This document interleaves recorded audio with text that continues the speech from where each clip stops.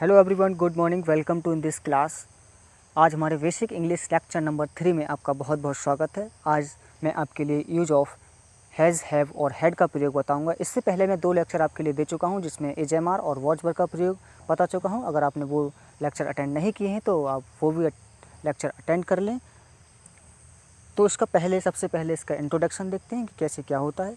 इसमें जो है यहाँ पर लिख रहा है कि यहाँ भाग्य नहीं होगा, वाक्य होगा कि यह वाक्य सामान्यतः प्रेजेंट टेंस यानी वर्तमान काल और भूतकाल यानी पास्ट टेंस के होते हैं और कर्ता किसी वस्तु पर अपना अधिकार प्रकट करता है।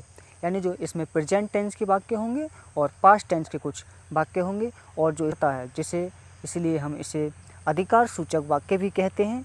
जैसे मेरे पास एक बड़ा घर है तो मेरा अधिकार किस पर है? मेरा अधिकार उस बड़े घर पर है। तो ये अधिकार सूचक वाक्य भी होते हैं, जिसमें इसकी अंग्रेजी बनाने के कुछ नियम होते हैं कि किस तरीके से हम इसे अंग्रेजी में ट्रांसलेट करते हैं। तो यहाँ पर लिखा हुआ है कि सभी एकवचनकर्ता के साथ हैज़ का प्रयोग के साथ हैव का प्रयोग करते हैं। ठीक है, जितने भी सभी एकवचन यानी सिंगुलर सब्जेक्ट होंगे उनके साथ हैज़ का प्रयोग, और जितने भी प्लूरल सब्जेक्ट होंगे उनके साथ हैव का प्रयोग होता है। अगर वाक्य पास्ट का है तो उसके साथ हैड का प्रयोग होता है। ठीक है, हैव का प्रयोग कब करेंगे? हैव का प्रयोग जो होता है प्रेजेंट टेंस के लिए होता है। प्रेजेंट टेंस में जैसे प्रेजेंट टेंस होगा जिसमें प्लूरल सब्जेक्ट के साथ हैव का प्रयोग होता है। जैसे प्लूरल सब्जेक्ट में आता है आई हो गया, वी हो गया, यू, वी, दे, ये सब क्या हैं? प्लूरल सब्जेक्ट होते हैं। और हैव का प्रयोग भी प्रेजेंट टेंस के लिए होता है, जिसमें सिंगुलर सब्जेक्ट के लिए आता है। ये ही, शी, इट या किसी का नाम हो गया, इसके लिए हैज़ का प्रयोग करते हैं। और हैड का प्रयोग जो होता है वो सामान्यतः पास्ट टेंस के लिए करते हैं और इसमें सिंगुलर सब्जेक्ट और प्लूरल सब्जेक्ट के लिए, दोनों के लिए हैड का प्रयोग होता है। जैसे हम कुछ एग्जाम्पल के माध्यम से आगे समझते हैं। जैसे सिंपल सेंटेंस के कुछ बेसिक एग्जाम्पल दे रखे हैं, इसे हम इंग्लिश में ट्रांसलेट करने की कोशिश करते हैं। जिसमें सबसे पहला सेंटेंस हमारा दे रखा है कि उसके पास मेरा पेन है। तो उसके पास मेरा पेन है, तो ये अधिकार सूचक वाक्य भी होते हैं, जैसा कि आप जानते हैं। तो उसका अधिकार जो है किस पर है? मेरे पेन पर अधिकार है। तो यहाँ इसे इंग्लिश में ट्रांसलेट करेंगे तो उसके पास, उसके लिए ही आता है और ये सिंगुलर सब्जेक्ट है, तो ही के साथ हैज़ का प्रयोग हो गया। और क्या है मेरे पास? उसके पास, तो उसके पास मेरा पेन है, तो मेरे पेन के लिए माई आ गया। ठीक। और नेक्स्ट सेंटेंस हम देखते हैं कि तुम्हारे पास एक बड़ा घर है, तुम्हारा अधिकार उस बड़े घर पर है। तो तुम्हारे के लिए यू आ गया, यू के साथ हैव का प्रयोग करते हैं। और क्या है उसके पास? बड़ा घर, तो बिग हाउस आ गया। ऐसे ही अगला सेंटेंस, उनके पास 10 रुपये हैं, तो उनके पास 10 रुपये हैं, उनके के लिए दे आ गया। दे बहुवचन करता है, बहुवचन करता के साथ हैव का प्रयोग करते हैं। ये हैव आ गया और उसके पास क्या है? 10 रुपये, तो 10 रुपीज़ हो गया। ऐसे अगला सेंटेंस, वह एक पुस्तक रखता है, तो वह एक पुस्तक रखता है, उसका अधिकार उसकी पुस्तक पर है। इसे इंग्लिश में ट्रांसलेट करते हैं तो वह के लिए ही आ गया, ही एक वचन करता है, एक वचन के साथ हैज़ का प्रयोग हो गया। और उसके पास क्या है? तो उसके पास एक पुस्तक है, तो ए बुक का प्रयोग हो गया। ऐसे ही उनके पास एक कार थी, तो ये जो वाक्य है ये पास्ट टेंस का है, क्योंकि उनके पास एक कार थी, पास्ट में पहुंच गई बात। तो इसके लिए सबसे पहले सब्जेक्ट का प्रयोग करा, सब्जेक्ट दे आ गया, दे के साथ हम हैड का प्रयोग करेंगे। हमने आपके लिए नियम में बताया था, पास्ट के लिए हम हैड का प्रयोग करते हैं। और उनके पास क्या है? एक कार, तो ए कार का प्रयोग हो गया।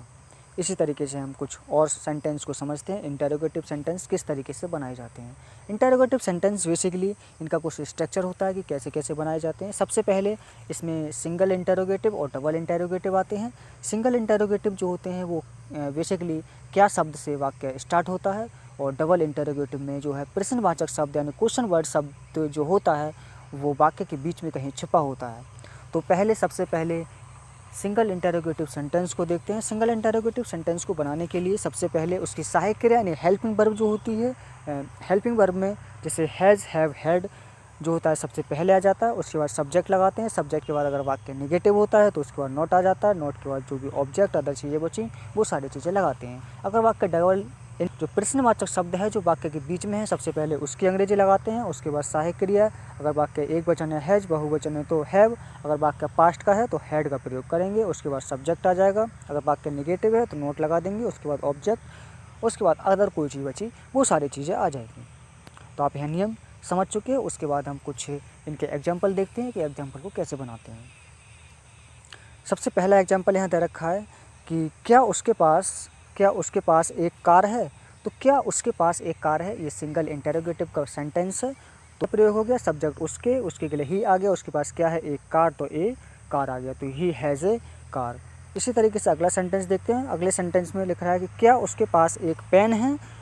तो क्या वाक्य के प्रारंभ में है, तो इसीलिए सिंगल इंटेरोगेटिव है, तो इसकी सहायक के लिए सबसे पहले हैज़ आ गई, हैज़ पेन है, तो इसके लिए सी आ गई। और क्या है उसके पास एक पेन, तो पेन आ गया। अगला सेंटेंस देखते हैं। अगले सेंटेंस में क्या तुम्हारे पास एक किताब है। क्या वाक्य के शुरू में है, इसीलिए हैज़ या हैव जो है सबसे पहले आएगा।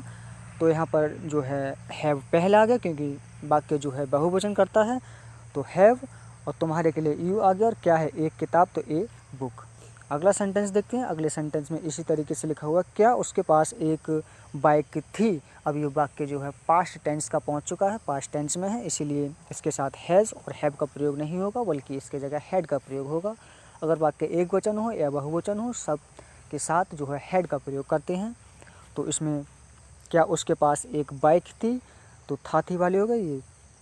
तो इसमें सबसे पहले हेड आ गया, हेड के बाद इसका सब्जेक्ट आएगा, सब्जेक्ट इसमें ही लगा दिया, और उसके पास क्या है, एक बाइक है, तो ए बाइक लगा दिया। ऐसे अगला सेंटेंस है, देखते हैं। अगले सेंटेंस में लिखा हुआ है कि क्या उनके पास एक घर है। तो क्या उनके पास एक घर है, तो उनकी बहुवचन है, तो इसीलिए दे आ गया, सॉरी हैव आ गया, हैव के बाद सब्जेक्ट दे आ गया, उनके पास क्या है, एक घर है, तो ए हाउस आ गया। इसी तरीके से सारे सेंटेंस वो बनाते हैं। अगर इनमें डबल इंटेरोगेटिव सेंटेंस होते हैं तो उनमें बेसिकली हमें कुछ नहीं करना होता है। सबसे पहले जो भी क्वेश्चन वर्ड दे रखा होता है, जो भी हमारा क्वेश्चन वर्ड दे रखा होता है उसे सबसे पहले लाते हैं। उसके बाद जो भी उसकी सहायक क्रिया हैज़ या हैव बची, वो सारी चीज़ आती हैं। उसके बाद उसका सब्जेक्ट आ जाता है। सब्जेक्ट के बाद हम उसमें अगर वाक्य नेगेटिव होता है तो हम नॉट का प्रयोग करते हैं, अगर नॉट नहीं है तो नहीं लगाते हैं। उसके बाद हमारा जो भी ऑब्जेक्ट बचा वो सारी चीज़ें आ जाती हैं। तो इसी तरीके से हम डबल इंटेरोगेटिव सेंटेंसेस को बना सकते हैं। इसमें कोई ज़्यादा बड़ी बात नहीं है। तो आई होप आपको वीडियो ये भी पसंद आई होगी। इस वीडियो को भी लाइक करना एंड चैनल को सब्सक्राइब कर लेना। और